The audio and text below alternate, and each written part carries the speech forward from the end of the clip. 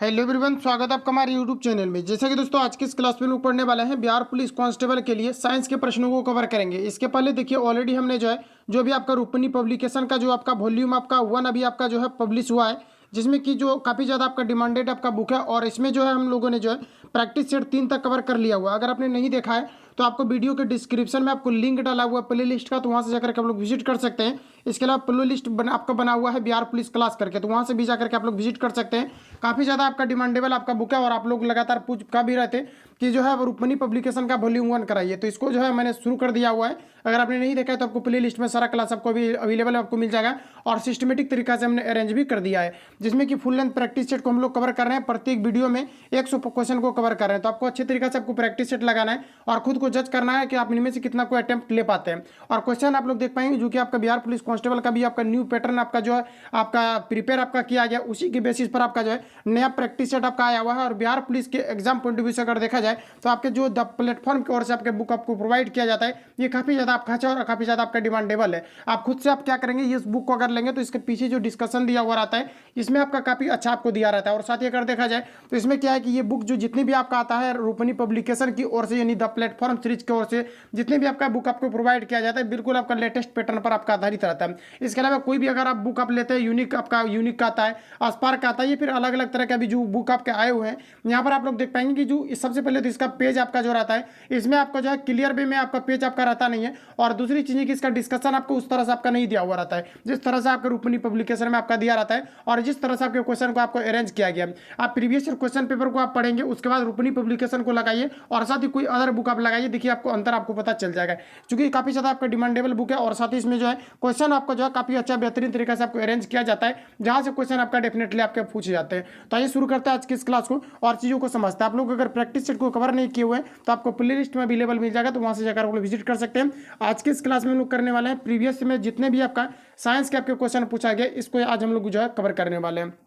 और मैं आपको बता दूं कि साइंस से लगभग आपका जो है 25 क्वेश्चन आपका जो है साइंस से रिलेटेड आपका पूछा जाता है, तो कहीं ना कहीं अच्छा खासा आपका जो है साइंस का आपका वेटेज भी आपका रहता है, इसलिए आपका साइंस पर अच्छा खासा आपको पकड़ बनना है। इसके अलावा जीएस का तो सबसे आपका शानदार आपका वेटेज रहता है, जिसमें कि ऑल ओवर अगर देखा जाए तो लगभग आपका जीके का क्वेश्चन 50 क्वेश्चन आपका पूछा जाएगा, जिसमें कि ऑल ओवर अगर मिला करके जीएस की अगर बात करूँ मैं तो यहाँ पर आपका टोटल आपका 75 नंबर का आपका हर एक बार आपका वेटेज रहता है। क्योंकि प्रीवियस क्वेश्चन पेपर में भी आप लोग देख पाएंगे कि किसी में आपका 73 नंबर का आपका जीके जीएस पूछा गया है, किसी में आपका 75 नंबर का आपका पूछा गया था, जो कि मैंने एनालिसिस आपको दे दिया है। तो सारा कुछ आपको प्ले लिस्ट में अवेलेबल मिल जाएगा, तो वहां से जाकर आप लोग विजिट करेंगे। तो आज हम लोग जो है साइंस के प्रश्नों को कवर करेंगे, तो चलिए शुरू करते हैं, चीजों को समझते हैं। तो देखिए दोस्तों, फर्स्ट क्वेश्चन हमारे यहाँ पर आपको पूछा है एवोगाड्रो संख्या का मान कितना होता है, ये आपको पर पूछा रहा है। तो देखिए फ्रेंड्स, मैं आपको बता दूं 10th में जितनी भी आपके एनसीईआरटी का क्वेश्चन आपका बनता है और साथ ही आपका जो आपका 10th और 9th का आपका जितनी भी एनसीईआरटी का क्वेश्चन बनता है, अगर आपके पास टाइम है तो आप अच्छे तरीके से एक बार पढ़ लें। बाकी मैं जो भी है उसको ऑब्जेक्टिव आपका बनेगा और जितना भी एनालिसिस आपका होगा ये मैं सारा कुछ आपको कवर करा दूंगा, बिल्कुल भी टेंशन आपको नहीं लेना है। क्योंकि क्वेश्चन जो आपका पूछा जाना है आपका एनसीईआरटी से रिलेटेड आपका पूछा जाना है, जो कि आपके 10th के बेसिस पर आपका पूछा जाएगा। पहले का आपका सिलेबस नहीं रहा है बिहार पुलिस में, जो जितने भी नए कैंडिडेट है आप लोग अच्छे तरीके से समझ लें। और इसके अलावा अगर देखा जाए तो 10th के अलावा भी हम लोग हायर लेवल तक कवर करेंगे, ताकि एक भी क्वेश्चन आपका मिस ना हो। इसलिए हम लोग जो कॉन्सेप्चुअल भी हमने कवर किया हुआ है, जो कि आपका खान सर के क्लास में जो भी आपका बिहार पुलिस कांस्टेबल का जो भी आपका टारगेट बेच दिया गया है, यहाँ पर जो भी आपका नोट्स आपको प्रोवाइड किया जाता है, इसको भी मैंने कवर किया हुआ है, जो कि आपको प्ले लिस्ट में अवेलेबल मिल जाएगा। और इसी तरह से हम लोग जो टॉपिक वाइज कवर करते रहेंगे। यानी कहने का मतलब है ऑल ओवर जितनी भी आपका नोट्स आपका कलेक्ट होगा और जितनी भी आपका क्लास आपका होगा, इनको अच्छे तरीके से अगर आप कवर करते हैं तो फुल लेंथ प्रैक्टिस सेट में बिल्कुल भी आपके क्वेश्चन मिस होने की संभावनाएं खत्म हो जाएगा। तो चलिए शुरू करते हैं और चीज़ों को समझते हैं। तो फर्स्ट क्वेश्चन हमारा कि एवोगाड्रो संख्या का मान कितना होता है, ये आपको हमारा पूछा रहे। तो बताइए हमारा आपका राइट आंसर क्या हो जाएगा। तो फ्रेंड देखिए, एवोगाड्रो संख्या का जो वैल्यू आपका होता है ये आपका 6.023 इंटू 10⁻23 के आपके बराबर होता है। इसका किसी प्रकार का आपका यूनिट नहीं होता है, क्योंकि आपके रेशियो के फॉर्मेट में आपका होता है एवोगाड्रो संख्या, इसलिए इसका किसी प्रकार का आपका यूनिट नहीं होता है। तो यहाँ पर आपका राइट आंसर यहाँ पर आपका बी हो जाएगा। अगला क्वेश्चन देखिए, पूछा रहा है कि दूरी मापने की सबसे बड़ी इकाई क्या है, ये आपको यहाँ पर पूछा रहा है। तो यहाँ पर आपका हो जाएगा पार्सेक। कुछ लोग देखिए इसमें करेंगे क्या, मार देंगे प्रकाश वर्ष, लेकिन आपका गलत हो जाएगा। प्रकाश वर्ष से भी आपका जो दूरी नापने का बड़ी इकाई होता है ये आपका हो जाता है पार्सेक। और प्रकाश वर्ष और पार्सेक जो होता है इसमें दो खगोलीय पिंडों के बीच की दूरी को मापा जाता है। तो याद रखेंगे आप सभी लोग, राइट आंसर यहाँ पर आपका एक रख जाएगा। अगला देखिए, नेक्स्ट क्वेश्चन हमारा पूछा जा रहा है एक प्रकाश वर्ष बराबर कितना होता है, ये आपको यहाँ पर पूछा रहा है। 4 ऑप्शन आपके सामने दिए गए और क्वेश्चन को आपको अटेम्प्ट लेने का भी प्रयास करना है, तभी आपका कॉन्फिडेंस लेवल बढ़ेगा, और नहीं तो वीडियो डायरेक्टली आपको देखने से फिर कोई फायदा है नहीं। तो आपको अटेम्प्ट लेने का आपको जरूर प्रयास करना है, तभी आपका कॉन्फिडेंस लेवल, और लगातार प्रैक्टिस सेट लगाने के बाद ऑटोमेटिकली कॉन्फिडेंस लेवल जो है इंक्रीज हो ही जाता है। तो यहाँ पर आपको बताना कि एक प्रकाश वर्ष बराबर जो है कितना होता है, ये आपको पर पूछा है। 4 ऑप्शन आपके सामने है, बताइए यहाँ पर आपका राइट आंसर क्या हो जाएगा। तो यहाँ पर आपको हो जाएगा 9.46 इंटू 10⁻15 मीटर के बराबर होता है। तो राइट आंसर यहाँ पर आपका बी हो जाएगा। अगला क्वेश्चन देखिए, नेक्स्ट हमारा पूछा जा रहा है 1 लीटर कितना गैलन के बराबर होता है, ये आपको यहाँ पर पूछा रहा है। देखिए फ्रेंड, गैलन जो होता है ये आयतन मापने की एक आपका इकाई होता है, ठीक है। तो यहाँ पर आपको बताना कि 1 लीटर में कितना गैलन होता है, ये आपको यहाँ पर पूछा रहा है। तो यहाँ पर जो आपका राइट आंसर हो जाएगा ये आपका हो जाएगा 0.2642 आपका हो जाएगा। तो ज़्यादा आपको याद नहीं रखना है, आपको सिंपली आपको इतना ही याद रखना है, वो 0.234 आपका होता है। 3 अंक तक, हालांकि अगर पॉइंट के बाद, चूंकि जनरली देखा जाता है, और जनरली देखा नहीं बल्कि आपका रियल में होता है, 3 पॉइंट के बाद आपका 3 अंक तक ही आपको डिवाइड आपको लगाया जाता है। तो 2-3 अंक तक आप याद रख सकते हैं, यहीं से आपका आंसर जो है मिल जाएगा। तो यहाँ पर जो आपका राइट आंसर हो जाएगा ए यहाँ पर आपका करेक्ट हो जाएगा।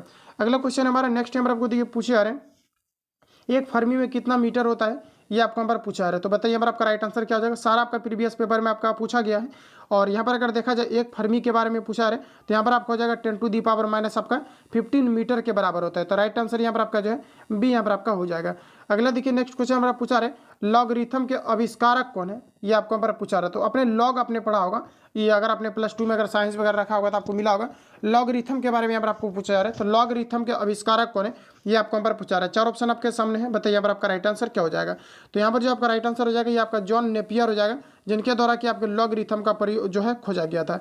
अगला क्वेश्चन देखिए नेक्स्ट हमारा पूछा रहे कि क्वांटम सिद्धांत के प्रतिपादक कौन है, ये आपको हमारा पूछा रहे। तो बताइए राइट आंसर क्या होगा। तो फ्रेंड्स याद रखना कि जो आपका क्वांटम सिद्धांत है ये इंपॉर्टेंट क्वेश्चन आपका प्रीवियस पेपर में भी आपका जो है रिपीट आपका हो चुका था। ये आपका क्वेश्चन यहाँ पर आपका हो जाएगा मैक्स प्लांक। तो याद रखेंगे आप सभी लोग कि जो क्वांटम सिद्धांत दिया गया ये किनके द्वारा दिया गया है, तो ये मैक्स प्लांक के द्वारा दिए गए हैं। अगला देखिए नेक्स्ट क्वेश्चन पूछा रहे वायुमंडल की आर्द्रता को मापने वाला यंत्र क्या है, ये आपको यहाँ पर पूछा रहा है। बताइए यहाँ पर आपका राइट आंसर क्या होगा। तो वायुमंडल की आर्द्रता को मापने वाला ये आपका यहाँ पर हो जाएगा हाइग्रोमीटर। क्या हो जाएगा, तो हाइग्रोमीटर वायुमंडल में उपस्थित वायुमंडलीय आर्द्रता जो मापा जाता है ये हाइग्रोमीटर में मापा जाता है, जबकि वायुमंडलीय अगर दबाव की बात किया जाए तो ये आपके वार में मापे जाते हैं। तो यहाँ पर जो आपका राइट आंसर हो जाएगा बी करेक्ट हो जाएगा। अगला क्वेश्चन हमारा एक एंग्स्ट्रॉम मात्रक किसका है, बताइए। तो सबसे पहले अगर देखा जाए तो एंग्स्ट्रॉम जो होता है ये आपका तरंगदैर्घ्य का मात्रक होता है, और जनरली आपको पूछा जाता है कि 1 एंग्स्ट्रॉम बराबर कितना होता है, ये तो आपका पूछा ही गया है। तो यहाँ पर देखिए आपको पूछा क्या जा रहा है 1 एंग्स्ट्रॉम बराबर कितना होता है। तो बताइए यहाँ पर आपका राइट आंसर क्या हो जाएगा। तो यहाँ पर जो आपका राइट आंसर हो जाएगा ऑप्शन यहाँ पर आपका करेक्ट हो जाएगा 10⁻ आपके -10 मीटर के आपका बराबर होता है 1 एंग्स्ट्रॉम बराबर। तो आप सभी लोगों को ध्यान में रखना है, राइट आंसर यहाँ पर आपको 1 करेक्ट हो जाएगा। अगला क्वेश्चन हमारा नेक्स्ट पूछा रहे पृथ्वी के उपग्रह का कक्षीय वेग किस पर निर्भर करता है, ये आपको यहाँ पर पूछा रहे। तो बताइए यहाँ पर आपका राइट आंसर क्या होगा। आपके सामने सारा ऑप्शन आपका रखा हुआ है। तो यहाँ पर जो आपका राइट आंसर हो जाएगा ये आपका हो जाएगा कक्षा की त्रिज्या पर डिपेंड करता है। तो ध्यान रखेंगे आप सभी लोग, पृथ्वी के उपग्रह का कक्षीय वेग किस पर डिपेंड करता है, तो ये जो है कक्षा की त्रिज्या पर डिपेंड करता है। राइट यहाँ पर आपका ए हो जाएगा। अगला देखिए नेक्स्ट क्वेश्चन हमारा पूछा रहे घड़ी की चाबी में संचित ऊर्जा किस प्रकार की ऊर्जा होती है, ये आपको यहाँ पर पूछा रहा है। तो घड़ी की चाबी में जो होता है ये आपका आपका पोटेंशियल एनर्जी होता है, मीन कि आपका जो स्थितिज ऊर्जा होती है। तो यहाँ पर आपका राइट आंसर आपका सी करेक्ट हो जाएगा। और जनरली क्वेश्चन आपका पूछा जाता है कि तीर धनुष में जो हम लोग कमान को पीछे खींचते हैं तो इसमें किस प्रकार के ऊर्जा संचित रहता है, तो इसमें स्थितिज ऊर्जा आपका संचित रहता है, यानी आपका पोटेंशियल एनर्जी आपका संचित रहता है। और जब पुनः हम लोग इसको छोड़ते हैं तो ये आपका पोटेंशियल एनर्जी काइनेटिक एनर्जी में मतलब स्थितिज ऊर्जा गतिज ऊर्जा में आपके परिवर्तित आपके हो जाते हैं। और कोई भी वस्तु अगर कहीं पर आपका रखा हुआ है तो इसमें आपका स्थितिज ऊर्जा रहता है। जैसे कि पूछा गया था कि अगर मान लीजिए एक ईंट को किसी दीवार पर रखा जाता है तो इसमें किस प्रकार का ऊर्जा है, तो इसमें आपका स्थितिज ऊर्जा है। और पुनः जब ये क्या होता है कि गिरता है तो इसमें आपका स्थितिज ऊर्जा जो होता है ये आपके गतिज ऊर्जा में परिवर्तित हो जाता है। तो यहाँ पर आपका राइट आंसर सी हो जाएगा। इसके अलावा एक फेमस क्वेश्चन है आपका कि बांध में जो पानी आपका स्थिर रहता है, यानी कि बांध में बंधे पानी में किस प्रकार की ऊर्जा होती है, इसमें भी यहाँ पर आपका स्थितिज ऊर्जा होता है। तो इतने फैक्ट को यहाँ से आपको याद रखना है जो कि आपका रिपीट आपके होते रहते हैं बार बार। अगला देखिए नेक्स्ट क्वेश्चन हमारा पूछा रहे यदि किसी पिंड के संवेग जो यहाँ पर आपको दिया गया है कि अगर 50% बढ़ा दिया जाए तो गतिज ऊर्जा क्या होगा, ये आपको यहाँ पर पूछा रहे। तो देखिए फ्रेंड्स आपका यहाँ पर कैसे होगा, तो गतिज ऊर्जा जो होता है ये आपका क्या होता है, तो आपका ½ m और आपका भी स्क्वायर के रूप में होता है। तो भी स्क्वायर के रूप में ये आपका यहाँ पर बढ़ेगा। और आपको याद होगा कि मैथमेटिक्स में अगर आपने पढ़ा होगा, किसी भी क्षेत्रफल में अगर मान लिया जाए कि कोई भी चीज़ का अगर क्षेत्रफल है, यहाँ पर अगर मान लिया जाए कि 10% की अगर वृद्धि होता है, तो यहाँ पर आपका फॉर्मूला का यूज होता है आपका a प्लस बी प्लस आपका ए बी बाई यहाँ पर आपका 100 होता है। तो यही फॉर्मूला का यहाँ पर आपका जनरली आपका यूज होता है। और यहाँ पर हमें बताना है राइट आंसर क्या हो जाएगा। तो यहाँ पर आपका कितना हो जाएगा, तो चूंकि यहाँ पर आपका भी के फॉर्म में आपका बढ़ रहा है, चूंकि जैसा कि यहाँ पर आप लोग लिख भी सकते हैं, यहाँ पर आपका हाफ एम और भी स्क्वायर होता है। तो भी के बारे में ही कहा जा रहा है कि संवेग अगर इसका 50% बढ़ा दिया जाता है तो क्या होगा। तो चलिए हम लोग करते हैं इसको 50 प्लस आपका कितना हो जाएगा 50 प्लस यहाँ पर आपका हो जाएगा 50 गुना आपका 50 हो जाएगा और बट्टे यहाँ पर आपका 100 हो जाएगा। देखिए 50 गुना 100 हो जाएगा और 50 से इसको कैंसिल आउट कीजिएगा तो यहाँ पर आपका 25 हो जाएगा। 50 50 100 और यहाँ पर आपका 25 कितना हो जाएगा 125। तो यहाँ पर अगर राइट आंसर हम लोग देखें तो 125% क्या होगा, तो वृद्धि हो जाएगा। क्योंकि बढ़ा दिया जा रहा है तो वृद्धि होगा। तो राइट आंसर यहाँ पर आपका क्या हो जाएगा, तो ऑप्शन सी यहाँ पर आपका करेक्ट हो जाएगा। तो आई थिंक आप लोग समझ गए होंगे। इस प्रकार के क्वेश्चन अगर मिलेगा तो जाहिर सी बात है कि आप लोग अटेम्प्ट जरूर लेंगे, क्योंकि ये क्वेश्चन आपका मैथमेटिक्स में भी आपके पूछे जाते हैं और इस प्रकार से मैंने एक्सप्लेन भी आपको कर दिया हुआ है। अगला देखिए पूछा है अनुदैर्ध्य तरंग उत्पन्न हो सकती है। तो देखिए फ्रेंड, अनुदैर्ध्य तरंग जो होता है ये किस में उत्पन्न हो सकता है, तो ये आपका जो है सभी माध्यम में आपका जो है आपका उपस्थित जो है उत्पन्न आपका हो सकता है। तो राइट आंसर यहाँ पर आपका यहाँ पर आपका करेक्ट हो जाएगा। अगले देखिए नेक्स्ट क्वेश्चन हमारा पूछा जा रहा है किसी माध्यम में। देखिए यहाँ पर अगर आपको डाउट क्रिएट हुआ हो तो यहाँ पर आप समझ लीजिए। अगर मान लिया जाए, क्योंकि देखिए ज़्यादा इसमें रिवील क्या करेंगे, क्वेश्चन बिल्कुल आपका इजी आपका साइंस से रिलेटेड आपका पूछा जाता है, सिर्फ आपको रिवीजन आपको कर लेना है। तो यहाँ पर आपको देखिए इसमें होता क्या है कि जैसे कि मान लिया जाए कि ये आपका नदी है और नदी में क्या होता है कि जो पानी इस प्रकार से जो आपका होता है ये क्या होता है आपका अनुप्रस्थ होता है। क्या होता है, अनुप्रस्थ होता है। वही अगर मान लिया जाए कि पानी में अगर बम विस्फोट करा दिया जाता है तो पानी क्या होगा कि ये काफ़ी तेज़ गति से क्या होगा कि हलचल हो जाएगा और ये अनेक प्रकार के यानी अनेक जगह पर ये क्या होगा उड़ने लगेंगे, यानी चारों दिशाओं में ये उड़ने लगेंगे यानी रैंडमली। तो यहाँ पर आपका क्या हो जाएगा, तब आपका अनुदैर्ध्य हो जाएगा। लेकिन अगर पानी इस प्रकार से अगर गमन कर रहा है तो ये आपका अनुप्रस्थ का आपका उदाहरण हो जाएगा। तो इस प्रकार से अगर देखा जाए पूछा अनुदैर्ध्य, तो अनुदैर्ध्य आपके अनुप्रस्थ में भी आपने देखा कि बम विस्फोट करा दिए हम लोग, तो अनुप्रस्थ जो है आपका अनुदैर्ध्य में आपका परिवर्तित हो गया। तो सेम टू सेम आपका क्या होता है कि अनुदैर्ध्य जो होता है ये किसी भी चीज़ में जो है आपका प्रोड्यूस इसको किया जा सकता है। तो यहाँ पर आपका राइट आंसर जो हो जाएगा ऑप्शन ए यहाँ पर आपका करेक्ट हो जाएगा। अगला देखिए नेक्स्ट क्वेश्चन हमारा पूछा रहे किसी माध्यम में अनुप्रस्थ तरंग उत्पन्न नहीं हो सकती है। तो बताइए यहाँ पर आपका राइट आंसर क्या होगा, किस माध्यम में अनुप्रस्थ तरंग उत्पन्न नहीं हो सकती है, ये आपको हमारा पूछा जा रहा है। यहाँ पर आपका राइट आंसर हो जाएगा हवा। क्या हो जाएगा यहाँ पर आपका हवा, यहाँ पर आपका करेक्ट आंसर हो जाएगा। अगला देखिए नेक्स्ट बढ़ते हैं आगे। यहाँ पर आपको देखिए नेक्स्ट में यहाँ पर आपको पूछा है कि प्रतिबल और विकृति का अनुपात क्या होता है, ये आपको पर पूछा रहा था। यहाँ पर आपको डायरेक्टली फॉर्मूला पूछे गए हैं। तो यहाँ पर जो आपका राइट आंसर हो जाएगा ये आपका प्रत्यास्थता गुणांक हो जाएगा। तो ऑप्शन यहाँ पर आपका एक करेक्ट हो जाएगा, तो ध्यान में रखेंगे। अगला क्वेश्चन देखिए नेक्स्ट हमारा यहाँ पर आपको पूछा जा रहा है कि पनडुब्बी आधारित है। तो पनडुब्बी किस पर आधारित है, ये आपको यहाँ पर पूछा जा रहा है। तो याद रखना आपसे बिल्कुल, पनडुब्बी जो है ये आपके जो है आर्किमिडीज के सिद्धांत पर आधारित है। आर्किमिडीज का सिद्धांत ये है कि जब कोई वस्तु को अगर द्रव में डुबाया जाता है तो यहाँ पर क्या होता है कि जो भार जितना आपका यानी किसी भी वस्तु को अगर जल में डुबाया जाता है तो इसमें क्या होता है कि आभासी भार की कमी आ जाती है। मतलब जितना भार जल के अंदर डूबता है उसमें रियल वस्तु में उतना भार का कमी आ जाता है। ये आपका आर्किमिडीज का सिद्धांत होता है। तो यहाँ पर आपका राइट आंसर जो है बी यहाँ पर आपका करेक्ट हो जाएगा। अगला देखिए यहाँ पर आपको नेक्स्ट यहाँ पर आपको पूछा रहा है कि समुद्र में तैरना नदी की अपेक्षा आसान क्यों होता है, ये आपको यहाँ पर पूछा रहा है। ये आपका सिंपल है कि नदी की तुलना में जो समुद्र का पानी होता है ये आप अपेक्षाकृत अगर देखा जाए तो इसमें जो है काफ़ी ज़्यादा आपका घनत्व होते हैं। घनत्व के कारण से उसमें तैरना आसान होता है। तो यहाँ पर अगर देखा जाए तो ऑप्शन ए में दिया गया है समुद्र आपका गहरा होता है, ये आपका यहाँ पर गलत हो जाएगा। ऑप्शन बी में कहा जा रहा है कि समुद्र काफ़ी दूर तक फैला होता है, ये भी यहाँ पर आपको गलत दिया गया। ऑप्शन सी में दिया गया है समुद्र में ज्वार भाटा आता है, गलत दिया गया। समुद्र के पानी का घनत्व जो है नदी की अपेक्षा क्या होता है, तो अधिक आपका जो है घनत्व इसका होता है। इसी कारण से इसमें क्या होता है कि समुद्र में तैरना आसान होता है। तो यहाँ पर आपका राइट आंसर जो है डी यहाँ पर आपका करेक्ट हो जाएगा। अगला यहाँ पर आपको देखिए नेक्स्ट में पूछा रहा है कि तरंग अपसरा भी कही जाती है जब उसकी आवृत्ति कितनी हो, ये आपको यहाँ पर पूछा रहा है। तो सबसे पहले यहाँ पर आपको थोड़ा सा ये समझना है कि 20 हर्ज से अगर आपका 20,000 हर्ज के बीच यानी कि 20,000 हर्ज के बीच अगर कोई ध्वनि है तो इसको जो है व्यक्ति सुन सकता है। और अगर देखा जाए तो यहाँ पर आपको कहा जा रहा है कि अपसरा भी कौन सा तरंग है, इसके बारे में यहाँ पर आपको पूछा रहा है। तो 20 हर्ज से अगर कम होता है तो इसको हम लोग जो अपसरा भी बोलते हैं और 20,000 से अगर अधिक हो जाता है तो इसको हम लोग अल्ट्रासोनिक बोलते हैं। तो यहाँ पर आपको बताना है राइट आंसर यहाँ पर आपका क्या हो जाएगा। तो यहाँ पर आपका 20 हर्ज से कम के बारे में कहा जा रहा है। तो यहाँ पर आपका 20,000 से जो कम आपका ध्वनि होगा इसको हम लोग अपसरा भी बोलते हैं, जो कि हम लोग नहीं सुन सकते। तो यहाँ पर आपका राइट आंसर यहाँ पर आपका डी हो जाएगा। अगले यहाँ पर आपको देखिए नेक्स्ट क्वेश्चन पूछा रहे हैं यदि तरंग की लंबाई का मान आधा कर दिया जाए तो ध्वनि का वेग क्या होगा, ये आपको यहाँ पर पूछा रहा है। तो ध्वनि का वेग क्या होगा, तो ये भी आपका आधा हो जाएगा। राइट आंसर यहाँ पर आपका जो है ए यहाँ पर आपका करेक्ट हो जाएगा। अगला देखिए नेक्स्ट क्वेश्चन हमारा पूछा है ध्वनि तरंगे के बारे में बताना है कि ध्वनि तरंगे किस प्रकार के तरंगे ये आपको हमारा बताना है। तो बताइए यहाँ पर आपका राइट आंसर क्या हो जाएगा। तो ध्वनि तरंग जो होता है ये आपके अनुदैर्घ्य तरंग के अंतर्गत आते हैं। यहाँ पर आपका राइट आंसर जो हो जाएगा ये यहाँ पर आपका करेक्ट हो जाएगा। अगला देखिए नेक्स्ट क्वेश्चन हमारा पूछा है गोलीय दर्पण की फोकस दूरी उसकी वक्रता त्रिज्या की कितनी होती है ये आपको पर पूछा है। तो यहाँ पर आपको सिंपली याद रखना है और ये आपका प्योर क्वेश्चन जो है आपका 10th के बेसिस से आपका उठाया गया है। गोलीय दर्पण की फोकस दूरी किसकी वक्रता त्रिज्या होती है, ये बिल्कुल आपका जो है 10th से आपके उठाए गए हैं। यहाँ पर आपको देखिए सिंपली आपको ये याद रखना है आपको कि 2f बराबर जो होता है यहाँ पर आपका r होता है। और यहाँ पर आपको पूछा क्या जा रहा है कि वक्रता त्रिज्या क्या होती है फोकस दूरी की, ये आपको यहाँ पर पूछा। तो वक्रता त्रिज्या के बारे में पूछा जा रहा है, तो यानी f बराबर आपका क्या हो जाएगा, तो r/2 हो जाएगा। तो वक्रता त्रिज्या जो है फोकस दूरी का क्या होता है, तो वक्रता त्रिज्या फोकस दूरी का क्या हो जाता है, तो ये आपका आधा हो जाता है। तो यहाँ पर आपको बताना राइट आंसर क्या हो जाएगा। तो बताइए यहाँ पर आपका राइट आंसर क्या हो जाएगा। तो यहाँ पर आपका हो जाएगा ऑप्शन यहाँ पर आपका करेक्ट हो जाएगा। वक्रता त्रिज्या होता है या फोकस दूरी का क्या होता है आधा, क्योंकि f बराबर आपका फॉर्मूला होता है r/2। तो राइट आंसर यहाँ पर आपका एक करेक्ट हो जाएगा। अगला यहाँ पर आपको देखिए नेक्स्ट में पूछा रहे उत्तल दर्पण द्वारा बना प्रतिबिंब कैसा होता है, ये आपको यहाँ पर पूछे जा रहे हैं। तो यहाँ पर जो आपका राइट आंसर हो जाएगा ऑप्शन यहाँ पर आपका सी करेक्ट हो जाएगा। उत्तल दर्पण द्वारा जो बना प्रतिबिंब होता है ये हमेशा काल्पनिक और सीधा होता है। तो ऑप्शन सी यहाँ पर आपका करेक्ट हो जाएगा, तो ध्यान में रखेंगे आप लोग। अगला देखिए नेक्स्ट क्वेश्चन हमारा पूछा रहे प्रकाश तरंग उदाहरण है। तो बताइए यहाँ पर आपका राइट आंसर क्या हो जाएगा। प्रकाश तरंग ये किसका उदाहरण है।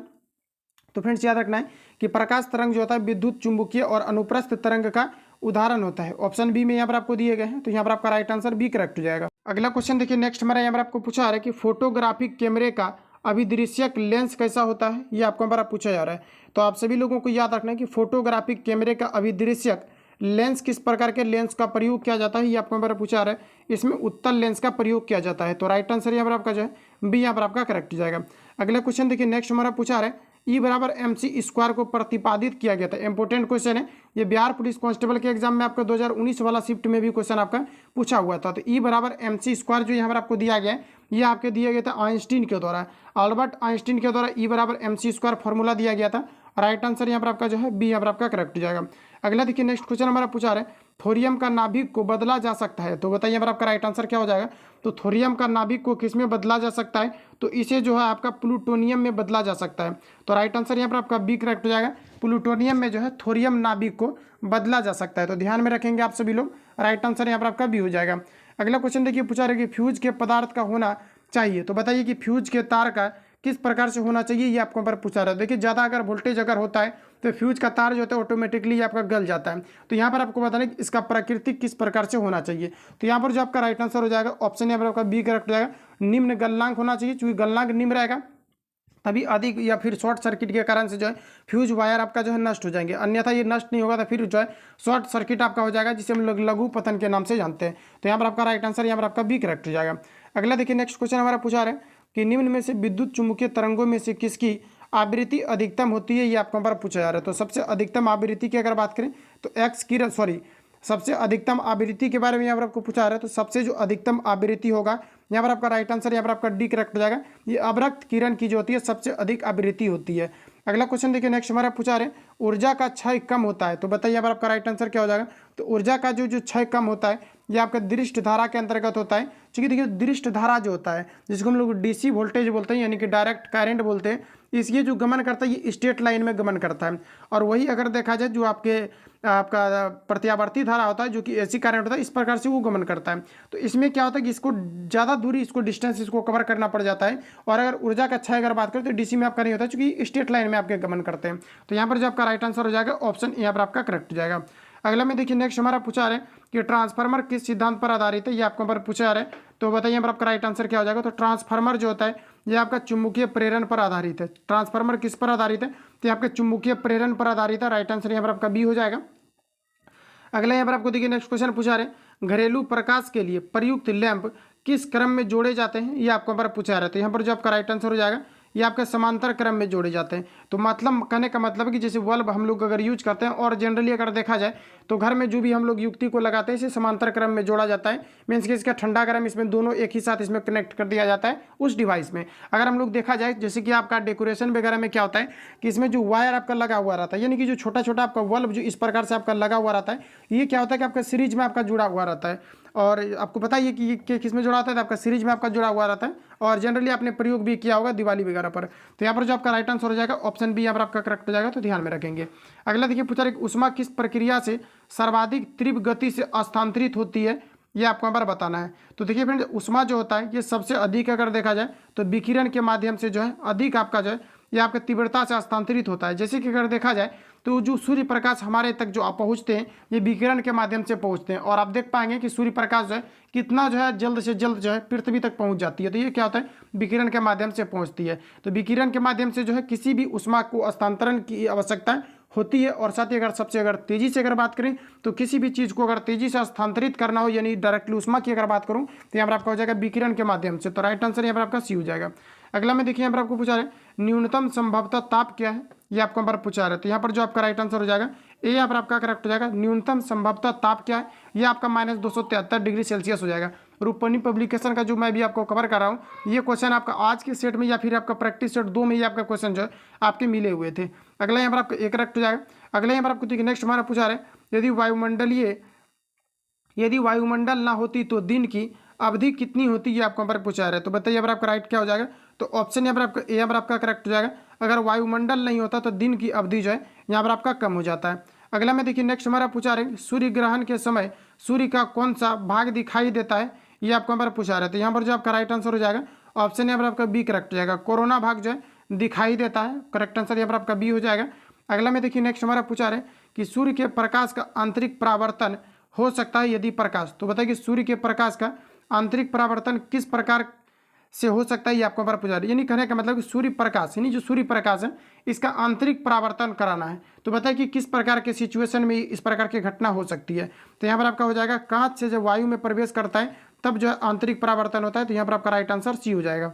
ये आपका साइंस का आपका दूसरा सेट आपका शुरू हो जा रहा है। तो 2 सेट हम लोग जो है प्रत्येक वीडियो में कवर करेंगे। तो ऑल ओवर आपका जो है प्रीवियस पेपर और साथ ही आपका ज़्यादा से ज़्यादा आपका जो है परफॉर्मेंस भी आपका इंक्रीज आपका हो जाएगा। तो यहाँ पर आपको देखिए पूछा है कि रबड़ के संश्लेषण में, चूंकि इसका एग्जाम जो है आपके अक्टूबर में आपके जो है 5 तारीख को आपके संभवतः आपके होने हैं और आपके जो 29 तारीख को आपके अक्टूबर में होने हैं और नवंबर में आपके 5 तारीख के होना है, ऐसा सूचना आपका है। बाकी देखते हैं कब तक इसका एग्जाम कंडक्ट होता है। हालांकि काफ़ी जल्दी आपका अक्टूबर तक पूरी पॉसिबिलिटी के एग्जाम इसका कंडक्ट आपके हो जाएंगे। अगला में देखिए पूछा रही कि रबड़ के संश्लेषण में निम्न में से किसका प्रयोग किया जाता है, ये आपको यहाँ पर पूछा जा रहा है। तो बताइए यहाँ पर आपका राइट आंसर क्या हो जाएगा। तो रबड़ के संश्लेषण में जो है आइसोप्रीन का प्रयोग किया जाता है। तो ऑप्शन यहाँ पर आपका जो है बी यहाँ पर आपका करेक्ट हो जाएगा। और यहाँ से आपको एक क्वेश्चन आपका पूछा जाता है कि रबड़ के संश्लेषण में यानी कि जो रबड़ का वल्कनाइजेशन होता है इसमें किस प्रकार के तत्व को मिलाया जाता है, तो इसमें सल्फर को मिलाया जाता है। रबड़ को जो है मतलब कठोर बनाने के लिए इसमें सल्फर को मिलाया जाता है और ये क्वेश्चन आपका पूछा जाता है डेफिनेटली आपका। तो याद रखेंगे आप लोग कि वो रबड़ के वल्कनाइजेशन में किस प्रकार के पदार्थ को या किस प्रकार के तत्व को मिलाया जाता है, तो आपके सल्फर को मिलाए जाते हैं। और यहाँ पर आपको बताना है कि रबड़ के संश्लेषण में निम्न में से किसका प्रयोग किया जाता है। तो यहाँ पर आपका आइसोप्रीन हो जाएगा। तो राइट आंसर यहाँ पर आपका ए हो जाएगा। नेक्स्ट क्वेश्चन आगे बढ़ते हैं। अगला यहाँ पर आपको दिए नेक्स्ट में यहाँ पर आपको पूछा है कि सोने के आभूषण बनाते समय इनमें से क्या मिलाया जाता है, ये आपको यहाँ पर पूछा रहे। तो बताइए यहाँ पर आपका राइट आंसर क्या हो जाएगा। तो इसमें तांबा मिलाया जाता है। और देखिए पूछा जाता है कि सोना जो होता है शुद्ध सोना ये कितने कैरेट का होता है। तो यहाँ पर आपका हो जाएगा कि 24 कैरेट का आपका होता है। लेकिन अगर रियल में अगर देखा जो भी आभूषण के निर्माण में सोना का प्रयोग किया जाता है ये आपका 18 आपका कैरेट का आपका होता है। जिसमें कि अगर आपका ये पूछा जाता है कि जो आभूषण के निर्माण हेतु कितने कैरेट का सोना होता है, तो ये आपका 18 कैरेट का होता है। बाकी इसमें जो भी आपको मिलाया जाता है इसमें आपको तांबा मिला दिया जाता है। और यहाँ पर देखिए क्वेश्चन आपका पूछा गया था कि 18 कैरेट सोना में जो है शुद्ध सोना का कितना प्रतिशत होता है, तो ये आपका 75% होता है। ये आपको जरूर ध्यान में रखना, यहाँ से क्वेश्चन आपका पूछा जाता है डेफिनेटली। तो यहाँ पर आपका राइट आंसर आप डेफिनेटली आपका ऐसा नहीं कि आपको पूछ ही दिया जाएगा, लेकिन यहाँ से क्वेश्चन आपका जो है रिपीट आपका हुआ है। तो यहाँ पर आपको बताना राइट आंसर यहाँ पर आपका क्या हो जाएगा। तो यहाँ पर आपका करेक्ट आंसर यहाँ पर आपका तांबा हो जाएगा। तो ध्यान में रखेंगे। अगला यहाँ पर आपको देखिए नेक्स्ट क्वेश्चन पूछा रहे हैं नायलॉन बनाने में प्रयुक्त कच्चा पदार्थ क्या है, ये आपको यहाँ पर पूछा रहे। तो ये बताइए यहाँ पर आपका राइट आंसर क्या हो जाएगा। तो ये आपका जो एडिपिक अम्ल आपका हो जाएगा। तो नायलॉन बनाने में प्रयुक्त कच्चा पदार्थ जो है किस प्रकार का पदार्थ है, तो आपका हो जाएगा एपिडिक। और राइट आंसर यहाँ पर आपका बी हो जाएगा। अगला यहाँ पर आपको देखिए नेक्स्ट में पूछा रहे कि मोमबत्ती का जलना किस प्रकार का प्रक्रिया है, बताइए। तो फ्रेंड्स याद रखना है कि मोमबत्ती का जलना रासायनिक प्रक्रिया का उदाहरण है। किस प्रकार का, तो रासायनिक प्रक्रिया का। और मोमबत्ती का पिघलना ये आपका भौतिक प्रक्रिया का उदाहरण होता है। तो आपको समझना है कि मोमबत्ती का जलना ये किस प्रकार का परिवर्तन है। तो मोमबत्ती का जलना रासायनिक परिवर्तन और मोमबत्ती का पिघलना ये आपका हो जाएगा भौतिक परिवर्तन। तो कुछ छात्र भौतिक परिवर्तन अगर मार दिए हैं तो आपका गलत है। यहाँ पर आपका राइट आंसर आपका ए यहाँ पर आपका करेक्ट हो जाएगा। अगले यहाँ पर आपको देखिए नेक्स्ट हमारा पूछा रहे आतिशबाजी में क्या पूछा रहे, आतिशबाजी में हरा रंग किसकी उपस्थिति के कारण से होता है, ये आपको यहाँ पर पूछा रहा है। मतलब बम विस्फोट या फिर पटाखा अगर फोड़ा जाता है, यहाँ पर आपको बताना उसी को हम लोग आतिशबाजी बोलेंगे। और यहाँ पर आपको बताना कि उसमें जो हरा कलर होता है, यानी कोई भी अगर बम या फिर अगर कोई पटाखा अगर उसको छोड़ा जाता है तो आसमान में जाकर के वो हरा कलर का प्रतीत होता है। तो यहाँ पर आपको बताना वो किस कारण से होता है, ये आपको पर पूछा रहा है। तो यहाँ पर जो आपका राइट आंसर हो जाएगा ये बेरियम के कारण से होता है, तो ध्यान में रखेंगे। राइट आंसर जो यहाँ पर आपका हो जाएगा, यहाँ पर आपका बेरियम हो जाएगा। अगला देखिए नेक्स्ट क्वेश्चन हमारा पूछा रहा है, कपूर को किस विधि द्वारा शुद्ध किया जाता है, ये आपको पर पूछा रहा है। तो कपूर को जो है ऊर्ध्वपातन विधि के द्वारा शुद्ध किया जाता है। और आपको याद रखना कि पूछा जाता है कि कौन सा निम्न में से पदार्थ है जो कि ऊर्ध्वपातन के गुण को प्रदर्शित करता है। तो देखिए कपूर, जिसको हम लोग नवसादर बोलते हैं, और ये आपका नेफ्थलीन और आपके अमोनियम क्लोराइड होता है। जनरली यही तीनों से आपके क्वेश्चन आपका पूछा जाता है, तो ध्यान में रखेंगे। यहाँ पर आपका राइट आंसर ए हो जाएगा। अगला देखिए नेक्स्ट हमारा पूछा रहा है कि निम्न में से कौन सी धातु सदैव मुक्त अवस्था में पाया जाता है, ये आपको यहाँ पर पूछा जा रहा है। तो ये हमेशा जो आपके सोना पाए जाते हैं। सोना वायुमंडल में उपस्थित किसी भी गैस से देखा जाए तो अभिक्रिया नहीं करती है, तो राइट आंसर यहाँ पर आपका जो है ये हो जाएगा। अगला क्वेश्चन देखिए नेक्स्ट हमारा पूछा रहे कि पुराने तेल चित्रों के रंगों को फिर से उभारने का काम में आता है। तो यानी किसी भी चीज़ पर अगर तेल का अगर धब्बा बन गया है तो इसको पुनः जो हटाने का कार्य, यानी पुनः उसी अवस्था में लाने का कार्य जो है किसके द्वारा किया जाएगा, तो ये आपका सल्फ्यूरिक एसिड के द्वारा। तो राइट आंसर जो हो जाएगा यहाँ पर आपका करेक्ट हो जाएगा, तो ध्यान में रखेंगे। अगला देखिए नेक्स्ट हमारा पूछा जा रहा है कि निम्न में से कौन सा तत्व सभी रंगीन यौगिक बनाता है, ये आपको हमारा बताना है। तो यहाँ पर आपका राइट आंसर हो जाएगा क्रोमियम। क्रोमियम जो है सभी प्रकार के रंगीन यौगिक को बनाते हैं, तो यहाँ पर आपका एक करेक्ट हो जाएगा। अगला देखिए नेक्स्ट हमारा पूछा रहा है कि सबसे हल्का तत्व कौन सा है, ये आपको यहाँ पर बताना है। तो सबसे हल्का तत्व जो होता है ये हाइड्रोजन होता है। और गैस में अगर बात करें कि सबसे हल्का कौन सा होता है, तो यहाँ पर आपका हो जाएगा हीलियम। और वायुयान के टायर के बारे में पूछा जाता है कि वायुयान के टायर में किस प्रकार के गैस को भरा जाता है, तो आपका हीलियम को भरा जाता है, क्योंकि हीलियम जो है ये काफ़ी जो है ये आपके हल्की गैस होती है। तो राइट आंसर यहाँ पर आपका बी हो जाएगा। अगला देखिए नेक्स्ट हमारा पूछा रहा है कि सोना किस अम्ल में घुल जाता है, ये आपको हमारा बताना है। तो देखिए यहाँ पर आपको याद रखना है कि आपका HCl और आपका जो है H2SO4 होता है, जिसको हम लोग हाइड्रोक्लोरिक एसिड और सल्फ्यूरिक एसिड बोलते हैं। तो देखिए हाइड्रोक्लोरिक एसिड जो होता है आपका 3 भाग होता है, और यहाँ पर आपका जो होता है H2SO4 जो होता है ये आपका 1 भाग होता है। तो यहाँ पर आपको बताना राइट आंसर क्या हो जाएगा। तो यहाँ पर देखिए इसी को हम लोग क्या बोलते हैं, एक्वारेजिया बोलते हैं। क्या बोलते हैं, एक्वारेजिया। तो पूछा जाता है कि एक्वारेजिया क्या है, तो सांद्र हाइड्रोक्लोरिक एसिड और सल्फ्यूरिक एसिड का क्रमशः 3 और 1 अनुपात में मिश्रण को हम लोग एक्वारेजिया बोलते हैं। और इन्हीं एक्वारेजिया से जो है सोना को गलाया जाता है। तो ये ऑप्शन आपके सामने दिए गए, बताइए यहाँ पर आपका राइट आंसर क्या हो जाएगा। तो ये इसको हम लोग जो एक्वारेजिया या इसको हम लोग जो अमलराज के नाम से जानते हैं। तो यहाँ पर आपका करेक्ट आंसर क्या हो जाएगा, तो ऑप्शन सी यहाँ पर आपके राइट हो जाएंगे। अगला देखिए नेक्स्ट क्वेश्चन हमारा पूछा रहे कि दिया सलाई में प्रयुक्त होता है, क्या प्रयुक्त होता है बताइए। तो दिया सलाई में फ्रेंड्स यहाँ पर आपको याद रखना है कि दिया सलाई में जो प्रयुक्त होता है लाल फॉस्फोरस का। तो देखिए यहाँ पर आपको लाल फॉस्फोरस ऑप्शन ए में यहाँ पर आपको दिया गया। तो राइट आंसर यहाँ पर आपका ए हो जाएगा। आज जो आपका तीसरा सेट जो हम लोग लगाए हैं, तीसरा सेट में भी ये क्वेश्चन आपका जो है दिया गया था। तो यहाँ पर आपका राइट आंसर ए हो जाएगा। और अगर ये पूछा जाता है कि चूहा मारने हेतु किस प्रकार के फॉस्फोरस का इस्तेमाल किया जाता है, तो सफ़ेद फॉस्फोरस का किया जाता है। सफ़ेद फॉस्फोरस पर अभी बैन लगा हुआ है, यहाँ पर आपका राइट आंसर जो है ए यहाँ पर आपका करेक्ट हो जाएगा। अगला देखिए नेक्स्ट हमारा पूछा रहे कि युद्ध में प्रयोग की जाने वाली गैस ल्यूसाइड बनाई जाती है। तो यहाँ पर आपको बताना कि किससे बनाई जाती है। तो बताइए यहाँ पर आपका राइट आंसर क्या हो जाएगा। तो ऑप्शन यहाँ पर आपका जो है सी यहाँ पर आपका करेक्ट हो जाएगा। ये आपका हो जाएगा एसीटिलीन। क्या हो जाएगा, तो एसीटिलीन क्या हो जाएगा। तो ल्यूसाइड गैस जो है किससे बनाई जाती है, तो एसीटिलीन से बनाई जाती है। राइट आंसर यहाँ पर आपका सी करेक्ट है। आगे आपको नेक्स्ट में यहाँ पर आपको देखिए पूछा रहा है लार में पाए जाने वाला एंजाइम जो कि स्टार्च को ग्लूकोज में परिवर्तित करता है।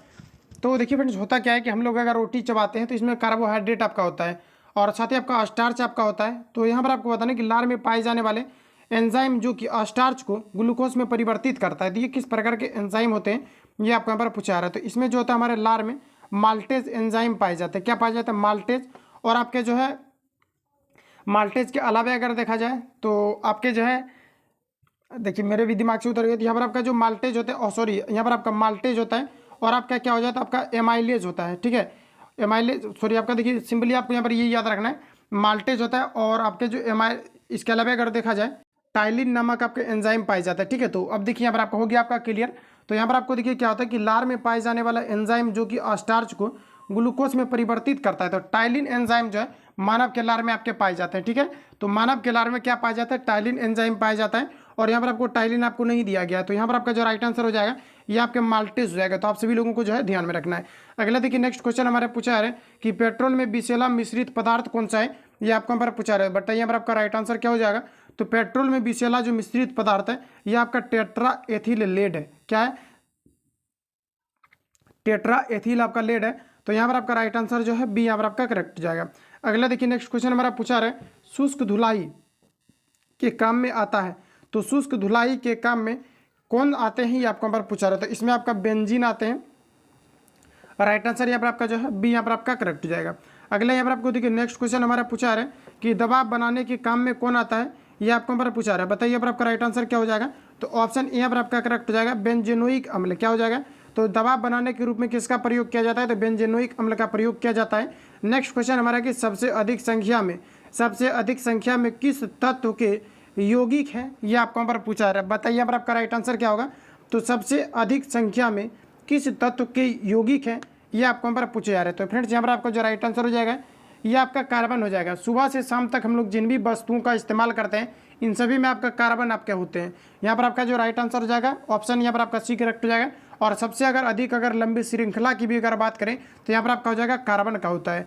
अगला क्वेश्चन देखिए नेक्स्ट हमारा पूछा है कि हेबर विधि से अमोनिया के निर्माण में निम्न उत्प्रेरक का प्रयोग किया जाता है या निम्न उत्प्रेरक प्रयोग में लाया जाता है। तो हेबर विधि से जब अमोनिया को बनाया जाता है तो इसमें जो आपके प्रयोग किए जाते हैं इसमें आपका लोहा यानी कि Fe आपके धातु का प्रयोग किया जाता है उत्प्रेरक के रूप में। अच्छा, उत्प्रेरक क्या होता है, तो उत्प्रेरक क्या करता है, रासायनिक जो भी आपका रासायनिक अभिक्रिया होता है इस अभिक्रिया को ये घटा देता है, ये आपके बढ़ा देते हैं। इसके अलावा एक होता है आपका उत्प्रेरक आपका विष होता है। तो देखिए विष क्या होता है कि जो आपके रासायनिक अभिक्रिया आपका हो रहा होता है तो इसको क्या करता है कि ये खत्म कर देता है यानी नष्ट कर देता है। अगर आपको ये पूछा जाता है कि आपके जो है उत्प्रेरक विष क्या है, तो ये रासायनिक अभिक्रिया को धीमा कर देता है यानी कि सिंपली ये क्या करता है, रोक देता है। और वही अगर हम लोग बात करें डायरेक्ट उत्प्रेरक का, तो उत्प्रेरक क्या करता है, तो किसी भी रासायनिक अभिक्रिया में ये भाग ले लेता है, सॉरी ये भाग नहीं लेता है, अभिक्रिया को बढ़ा देता है या फिर आपके घटा देते हैं। तो राइट आंसर यहाँ पर आपका ए हो जाएगा। अगला देखिए नेक्स्ट क्वेश्चन हमारा पूछा है कि नीला स्याही बनाने में प्रयोग किया जाता है। तो बताइए कि नीला स्याही बनाने में किस प्रकार के पदार्थ का प्रयोग किया जाता है। तो यहाँ पर आपका फेरस सल्फेट हो जाएगा। तो राइट आंसर यहाँ पर आपका बी करेक्ट हो जाएगा। तो देखिए दोस्तों आज के इस वीडियो में हम लोग जाए इतना ही क्वेश्चन को कवर करेंगे और आपका क्वेश्चन आपका बचा हुआ है लेकिन जो है इसको हम लोग नेक्स्ट वीडियो में कवर करेंगे। या तो चलिए हम लोग कवर इसको कर ही लेते हैं और आपका जो है 39 क्वेश्चन और इसमें आपको यहाँ पर दिया गया तो आपका टक खत्म ही हो जाएगा। उसके बाद नेक्स्ट हम लोग जो है 2 चैप्टर को फिर हम लोग जो है कवर कर लेंगे जो यहाँ पर आपको दिया गया। ठीक है, तो चलिए टाइम चूंकि वेस्ट करने से ज़्यादा कोई फायदा है नहीं। अगला यहाँ पर आपको दिया गया रेयन रेसे तैयार किए जाते हैं। बताइए कि यहाँ पर आपका राइट आंसर क्या हो जाएगा। तो रेयन जो रेसे होते हैं ये किससे तैयार किया जाता है, तो यहाँ पर आपका हो जाएगा सेलुलोज से तैयार किया जाता है। तो राइट आंसर यहाँ पर आपका जो है यहाँ पर आपका करेक्ट हो जाएगा। अगला यहाँ पर आपको देखिए नेक्स्ट में पूछा रहे कि नाभिक का आकार जो है कितना होता है, ये आपको पर पूछा रहे फ्रेंड्स। इसमें आपको क्वेश्चन मार्क कर लेना है। ये क्वेश्चन आपका जो है प्रीवियस पेपर में भी आपका रिपीट हो गया था। क्वेश्चन तो आपका सारा पूछा हुआ है लेकिन कुछ आपका रिपीटेड आपका क्वेश्चन होता है जो कि आपके 2 बार 3 बार आपका पूछ दिया गया होता है। तो यहाँ पर आपका राइट आंसर क्या हो जाएगा। तो देखिए नाभिक का आकार जो है कितना होता है ये आपको पर पूछा रहा है। तो यहाँ पर देखिए जो आपका राइट आंसर हो जाएगा ऑप्शन यहाँ पर आपका जो है डी यहाँ पर आपका करेक्ट हो जाएगा। 10⁻⁻5 मीटर के बराबर जो है आपके नाभिक के आकार होते हैं। अगला देखिए नेक्स्ट क्वेश्चन हम आगे बढ़ते हैं। अगला में आपको पूछा है कि निम्न में से अस्थायी कण कौन सा है, ये आपको यहाँ पर पूछा रहा है। तो यहाँ पर जो आपका राइट आंसर हो जाएगा ऑप्शन सी यहाँ पर आपका करेक्ट हो जाएगा न्यूट्रॉन। न्यूट्रॉन जो होता है ये आपके अस्थायी कण होते हैं। अगला देखिए नेक्स्ट हमारा पूछा रहा है कि किसी परमाणु के गुण किस पर निर्भर करते हैं, ये आपको हमारा पूछा रहा है। तो फटाफट हम लोग खींचते चलते हैं। अब यहाँ पर आपको बताना राइट आंसर क्या हो जाएगा। तो ये आपका हो जाएगा इलेक्ट्रॉनिक संख्या पर आपका जो है डिपेंड करता है। किसी भी परमाणु का गुण किस पर डिपेंड करता है, तो इलेक्ट्रॉनिक संरचना पर। अब देखिए इलेक्ट्रॉनिक संरचना होता क्या है, जैसे कि सपोज कीजिए कि यहाँ पर आपका ये आपका सोडियम है। सोडियम का परमाणु संख्या कितना है, 11। अच्छा, इसको हम लोग क्या लिखेंगे 2, 8 और कितना लिखेंगे 1। अच्छा, जो बाह्यतम कक्षा में आपका इलेक्ट्रॉन है इससे पता चल रहा है कि ये क्या है, तो आपका एक प्रकार का धातु है। क्योंकि धातु के बाह्यतम कक्षा में जो इलेक्ट्रॉन्स की संख्याएं होती है ये आपके 1, 2 ये आपके 3 होते हैं। अगर 4 होगा तो उपधातु हो जाएगा, 8 हो जाएगा तो अक्रिय हो जाएगा। तो यहाँ पर आपका इससे क्या पता चला आपको, तो धातु का यानी जो ये आपको तत्व दिया गया इससे आपको ये पता चला कि ये आपका तत्व है और इसके बारे में ये पता चला कि ये विद्युत का त्याग करेगा। इसके बारे में ये पता चला कि ये धातु है तो इसको लचीला यानी आपका लचीला होगा, औगात वर्धनता के गुण को प्रदर्शित करेगा, इसे वायर के रूप में बनाया जा सकता है। तो इतने फैक्ट यहाँ से आपको समझ में आ जाए।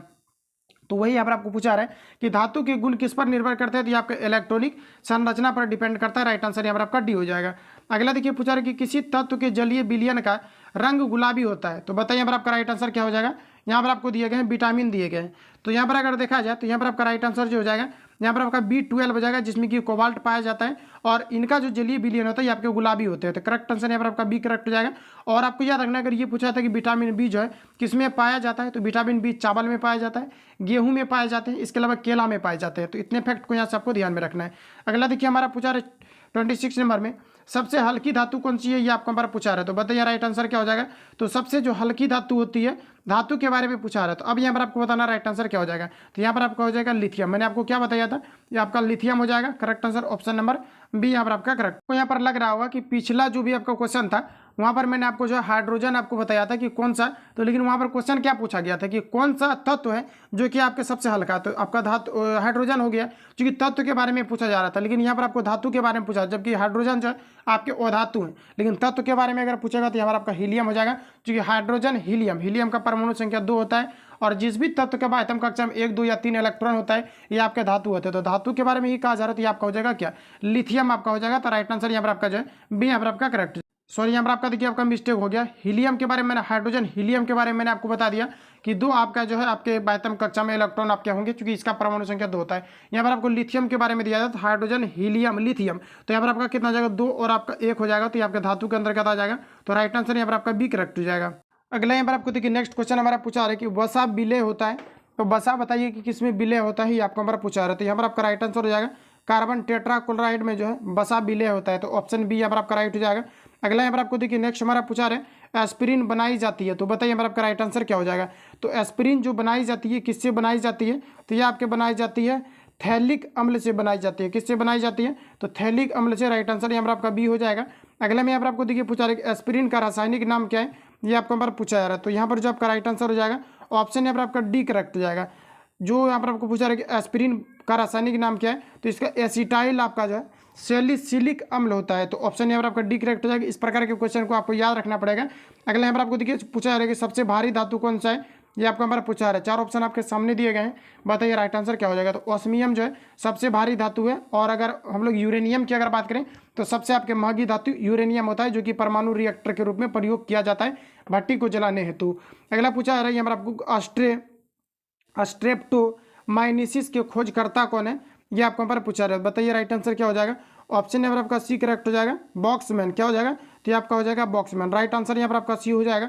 अगला पूछा है कि जल का शुद्धिकरण किया जाता है, तो जल का जो फ्रेंड शुद्धिकरण किया जाता है इसमें आपका जो है क्लोरीन द्वारा किया जाता है, इसमें क्लोरीन डाल करके जो है जल का शुद्धिकरण किया जाता है। अगला देखिए नेक्स्ट हमारा पूछा है कि सबसे अधिक विद्युत ऋणात्मक यानी जो है ऋणीय तत्व कौन सा है, बताइए यहाँ पर आपका राइट आंसर क्या हो जाएगा। तो सबसे अधिक अगर विद्युत ऋणात्मक की बात करें ये आपका यहाँ पर फ्लोरीन हो जाएगा, तो ध्यान में रखेंगे आप सभी लोग। राइट आंसर यहाँ पर आपका डी हो जाएगा। अगला देखिए नेक्स्ट हमारा पूछा है कि राष्ट्रीय रासायनिक प्रयोगशाला ये कहाँ पर स्थित है, तो याद रखिएगा रासायनिक जो आपके प्रयोगशाला है राष्ट्रीय, ये आपका पूना में स्थित है। तो राइट आंसर यहाँ पर आपका क्या हो जाएगा, तो ऑप्शन सी यहाँ पर आपका सही हो जाएगा। अगला में यहाँ पर आपको पूछा रहा है कि फ्रियोन का रासायनिक नाम क्या है, तो फ्रेंड्स फ्रियोन जो होता है आपका क्लोरोफ्लोरोकार्बन होता है, बताइए यहाँ पर आपका राइट आंसर क्या हो जाएगा। तो यहाँ पर आपको हो जाएगा क्लोरोफ्लोरोकार्बन। तो पूछा जाता है कि रेफ्रिजरेटर या एयर कंडीशनिंग में किस प्रकार के गैस का प्रयोग किया जाता है, तो इसमें आपका फ्रियोन का किया जाता है। लेकिन अब जो क्वेश्चन आपको पूछा जाएगा इसमें NH आपका 3 दिया हुआ रहता है, क्योंकि फ्रियोन को बंद कर दिया गया है और नई टेक्नोलॉजी के आधार पर जो है यहाँ पर आपके अमोनियम का प्रयोग किया जाता है, क्योंकि इससे क्लोरोफ्लोरोकार्बन का निर्माण नहीं होता है, और इससे जो हमारा जो ओजोन परत है ये भी कहीं ना कहीं आपका जो है काफ़ी बेहतर, यानी कि ये जो है नष्ट होने की संभावनाएं खत्म हो जाती है। तो यहाँ पर आपका राइट आंसर जो है यहाँ पर आपका राइट हो जाएगा। अगला में देखिए पूछा है टेफ्लॉन किसका बहुलक है, ये आपको हमारा पूछा है। तो टेफ्लॉन जो है ये आपका जो है फ्लोरो एथीन का जो है ये आपका बहुलक होता है, तो यहाँ पर आपका राइट आंसर डी हो जाएगा। अगला में यहाँ पर आपको देखिए पूछा जा रहा है कि संश्लेषित रेशा क्या है, ये आपको यहाँ पर पूछा रहा है। संश्लेषित रेशा जो होता है ये आपका यहाँ पर रेयन होता है, तो ऑप्शन ए यहाँ पर आपका करेक्ट हो जाएगा, तो ध्यान में रखेंगे। अगले यहाँ पर आपको देखिए नेक्स्ट क्वेश्चन हमारा पूछा है कि कांच पर लिखने के लिए किस अम्ल का प्रयोग किया जाता है, ये आपको यहाँ पर पूछा रहा है। तो ऑप्शन यहाँ पर आपका जो है बी यहाँ पर आपका राइट हो जाएगा। क्या हो जाएगा, तो ये आपका हाइड्रोक्लोरिक अम्ल हो जाएगा, जो कि कांच पर लिखने के लिए हाइड्रोफ्लोरिक एसिड। अब इसका सूत्र जो होता है आपका HF होता है, कांच पर लिखने के लिए इसी अम्ल का प्रयोग किया जाता है, वरना कांच पर अगर लिखा जाए तो ये अच्छे तरीका से जो उस पर मतलब जो है पकड़ नहीं बना पाएगा। तो ऑप्शन यहाँ पर आपका बी यहाँ पर आपका करेक्ट हो जाएगा। लास्ट क्वेश्चन हमारा कि समुद्री जल से नमक किस विधि द्वारा तैयार किया जाता है, ये आपको यहाँ पर पूछा जा रहा है। तो यहाँ पर जो आपका राइट आंसर हो जाएगा ऑप्शन यहाँ पर आपका बी करेक्ट हो जाएगा, वाष्पीकरण विधि के द्वारा। तो ध्यान रखेंगे आप लोग कि समुद्री जल से नमक किस विधि द्वारा तैयार किया जाता है, तो वाष्पीकरण विधि द्वारा। तो ऑप्शन यहाँ पर आपका बी करेक्ट हो जाएगा। तो आज के इस क्लास में हम लोग जो है दो जो भी आपका चैप्टर में यानी कि आपको चैप्टर वाइज करके जो यहाँ पर आपको दिया गया है साइंस के प्रश्नों को, तो इसको हमने कवर कर लिया हुआ है। और जो भी आपका क्वेश्चन आपका बचा हुआ ये कंटिन्यू आपका क्लास जो आपका चलते रहेगा। और मॉर्निंग में आपको जो है रूपनी पब्लिकेशन का आपका जो प्रैक्टिस सेट नंबर आपको 4 दे दिया जाएगा, तो आप सभी लोगों को सेट लगा लेना है। बाकी मिलते हैं नेक्स्ट वीडियो में। किसी प्रकार का डाउट या संशय हो तो आप हमें कमेंट कर सकते हैं। जो लोग चैनल पर नए हैं चैनल को सब्सक्राइब करके बेल आइकन को प्रेस कर लेना, जब भी वीडियो अपलोड होगा तो आप तो नोटिफिकेशन पहुंचते रहेगा। मिलते हैं नेक्स्ट वीडियो में, तब तक के लिए जय हिंद, बेस्ट ऑफ लक।